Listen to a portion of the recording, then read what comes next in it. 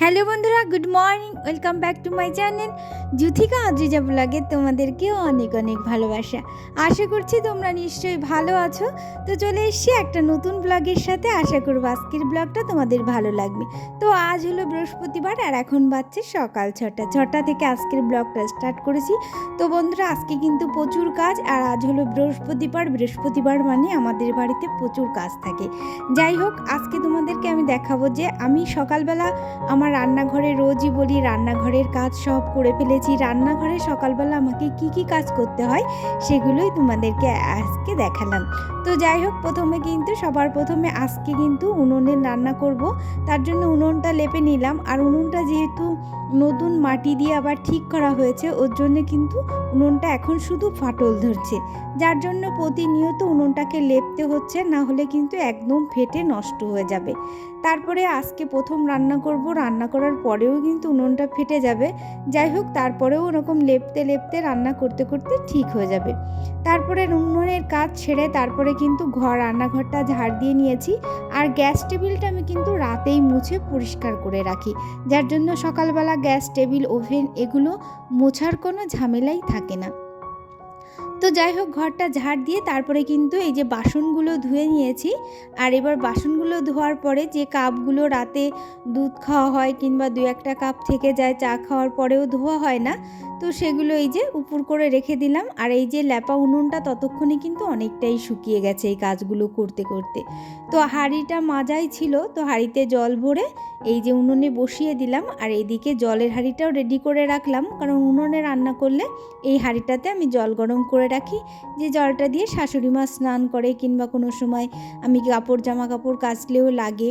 তো যাই হোক, ওদিকে ভাতের হাঁড়ি জলের হাঁড়ি গুছিয়ে রেখে তারপরে এই যে জ্বালানির ঘরে এসেছি জ্বালানি নিতে। রান্নাঘরের পেছনেই, রান্নাঘরের সাথেই কিন্তু জ্বালানির ঘর। তো সেখান থেকেই কিছু আজকের মতো জ্বালানি নিয়ে নেব, যেটাতে রান্না করতে হবে আজকে। তো জ্বালানি আর কিছু একটু খড়ি নিয়ে এই যে রান্নাঘরে রেখে দিলাম।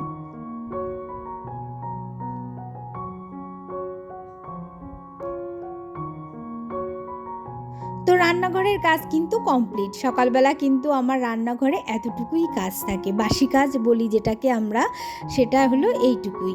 তো যাই হোক, তো রান্নাঘরের কাজ মিটিয়ে এবার আসলাম উঠোনটা ঝাড় দিতে। তো উঠোন বাড়ি ঝাড় দেওয়ার পর বাদবাকি অন্য কাজগুলো করব, মানে রান্না বান্না চা খাওয়া এগুলোই আর কি। আর এই যে উনুনটা না দেখছো, এই যে উনুনটা শুকোতে দেওয়া রয়েছে, এই উনুনটাও কিন্তু বারবার ফাটল ধরছে। তো এটাকেও বারবার মাটি দিয়ে ঠিক করে আবার লেপতে হচ্ছে, যতক্ষণ না না শুকাচ্ছে। এই উনুনটাতে রান্না করা তোমাদেরকে দেখাতে পারছি না। তো যাই হোক, উঠোনটা ঝাড় দিয়ে এবার কিন্তু রাস্তাটা ঝাড় দেওয়ার পালা। আর এই দেখো আমার গার্ডেনটাতে কত ফুল হয়েছে, চন্দ্রমল্লিকা ফুল, গাঁদা ফুল, তারপরে এই যে সাদা একটা, এই ফুলটার কি নাম আমি বলতে পারছি না, ভুলে গেছি। তারপরে কিন্তু রক্তগাঁদা ওখানে লাগানো আছে। আর এই যে কিন্তু ঝাড় দিতে যেতে একদম রাস্তার মাথায় চলে এসেছি। আর এই যে সবজি বাগানে হাজব্যান্ড কিন্তু কাজ করছে। সকালবেলা ঘুম থেকে উঠে 1 কাপ চা খেয়ে তারপরে কিন্তু পুরো চলে আসে সবজি বাগানে। কদিন ধরে প্রচণ্ড পরিমাণে সবজি বাগানে খাটাখাটি করছে, যার জন্য আমার সবজি বাগানটা এত সুন্দর হয়েছে কি বলবো। তারপরে এই যে কালকে টুকিটাকি দিয়ে একটা জামা কাপড় কেচেছিলাম, সেগুলো কিন্তু শুকায়নি। তো রোদ তো যেমন হচ্ছে না কদিন ধরে, তো তার জন্য সেগুলো আবার সিঁড়িঘরে যে মেলে রেখেছিলাম, এখন একটু রোদে দিয়ে দেবো।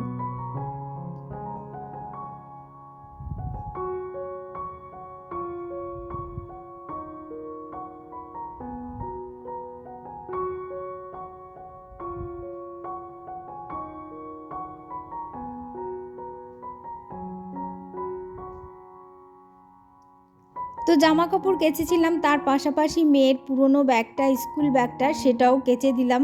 কিচ্ছু হয়নি, পুরো ঠিক রয়েছে, কিন্তু ও দাগিয়ে নোংরা করে ফেলেছিল। কাচার পর ব্যাগটা একদম সুন্দর হয়ে গেছে।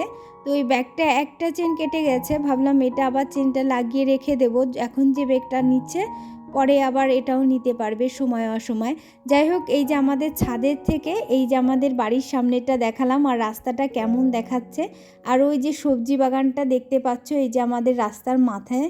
আর আমাদের ছাদ থেকে কতটুকু দূর, মানে আমাদের বাড়ি থেকে আমাদের সবজি বাগানটা কতটুকু দূর, সেটা তোমরা বুঝতে পারলে।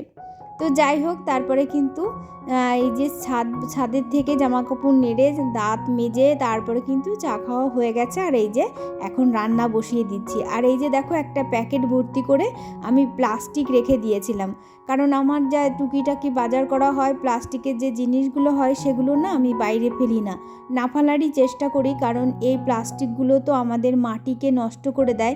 তো এর জন্য না আমি প্লাস্টিকগুলো ভরে রেখেছিলাম, উনুনে রান্না করা হচ্ছে না। আর এখন আজকে রান্না করলাম, তো আমি প্রথমে সব প্লাস্টিকগুলো পুড়িয়ে নিয়েছি। আর প্লাস্টিকগুলো পুড়ে আমার জলটাই কিন্তু একদম গরম হয়ে গেছে। আর এই যে সবে আমি জ্বালানি ঢুকিয়ে তারপরে চালটা দিলাম।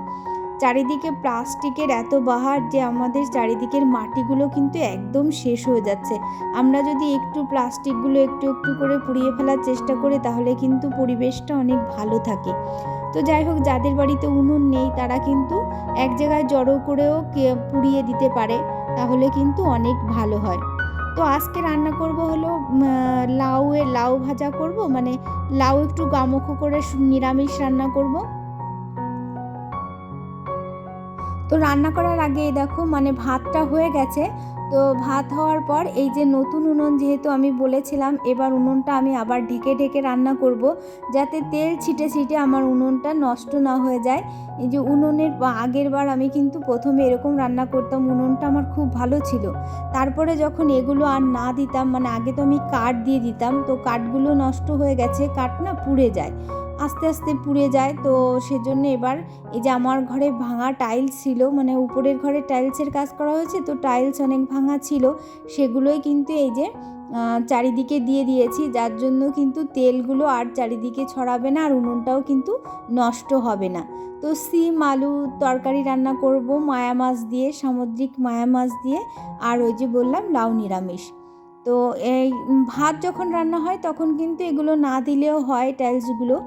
আর ভাতটা তরকারি রান্নার সময় যেহেতু তেল ছেটে, ওর জন্য কিন্তু তরকারি রান্নার সময়ে কিন্তু এইগুলো দিয়ে দিতে হয়, যা তাহলে কিন্তু উনুনটা অনেক দিন ভালো থাকে, তেল শিরশিতে হয়ে উনুনটা কালো হয়ে যায় না। তো যাই হোক, তরকারিটা হয়ে গেছে, আর এদিকে লাউ নিরামিষটাও হয়ে গেল। আর এই যে এবার জলের হাঁড়ি বসিয়ে দিয়েছি, আর এখন তো আর তেল ছিটবে না, তাই এগুলো সরিয়ে নিচ্ছি। তা দেখতেই পাচ্ছ যে সরিয়ে নেওয়ার পর কিন্তু একদম এগুলোতে তেল লাগেনি। তো এই উনুনটা যদি আমি আবার লেপে ফেলি তো উনুনটা পুরো নতুন হয়ে যাবে, কিন্তু তেল লাগার পরে যতই লেপো না কেন উনুনটা কালোই থেকে যায়, আর অনেক দিন পরে তো একদম পুরো কালো কুচকুচে হয়ে যায়। তো ওর জন্য এরকম কোনো ব্যবস্থা করে নিলে কিন্তু উনুন অনেক সুন্দর থাকে। যাই হোক, রান্না বান্না হয়ে গেল, এবার মেয়ে আর হাজব্যান্ড খেয়ে কিন্তু স্কুলেও চলে গেছে, আমারও খাওয়া দাওয়া হয়ে গেছে। তারপরে আমি চলে এসেছি আমার ব্যালকনি ছাদে না আর কি ওই এক সাইডে টবগুলো থাকতে থাকতে তার নিচে মাটি জমে একদম মানে কি বলবো পুরু হয়ে গেছে। তার জন্য আজকে ভাবছি যে এই সমস্ত টবগুলো সরিয়ে নিয়ে তারপরে এই মাটিগুলো ধুয়ে পরিষ্কার করে নেব, কারণ এই মাটিগুলো না আর কি ছাদের অনেক ক্ষতি করবে। আর এখানে না আমি নতুন একটা সিদ্ধান্ত নিয়েছি যে আমি এখান দিয়ে তক্তা পাতিয়ে দেব, যেগুলো পাতিয়ে দিয়ে তারপরে টবগুলো রাখবো। আর আজকে তো সব কাজ একসঙ্গে করে পারবো না, তো আজকে ভালো করে এই মাটিগুলো ধুয়ে ছাদটা পরিষ্কার করে রাখবো, তারপরে যাই হোক একদিন পরে কি দুদিন পরে কাঠগুলো দিয়ে দেব। ছাদটা এখানে ভালো করে সুন্দর করে একটু রোদ খাবে, তাতে অনেক ভালো হবে। আর তারপরে তক্তাগুলো দিয়ে তারপরে আবার টবগুলো নতুন করে সাজিয়ে রাখবো। তো দেখো ছাদ থেকে কত কাদা বের হয়েছে, মানে পুরো কাদা কাদা হয়ে জমে জমে ছিল। আর এগুলোই নাকি ছাদের অনেক ক্ষতি করে। তার জন্য যারা ছাদ বাগান চাষ করো তারা সবসময় চেষ্টা করবে ছাদে মানে কাঠ দিয়ে কোনো উঁচু করে তারপরে টবগুলো রাখার, তাহলে ছাদের কোনো ক্ষতি হবে না। তো ছাদটা পরিষ্কার করে ধুয়ে দিয়েছি। তো ছাদটা এখন দুদিন এভাবে রোদ খাক, তারপরে আমি কাঠ দিয়ে আবার টবগুলো সাজিয়ে দেবো।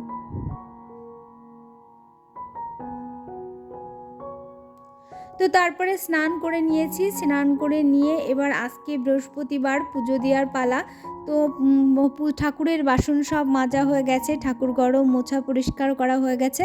আর এখন স্নানের পর এই যে ফুল তুলে নেব, আমার গাছে রক্তগাঁদা গাছ থেকে ফুল তুলে আজকে আমি ঠাকুরের পুজো করব।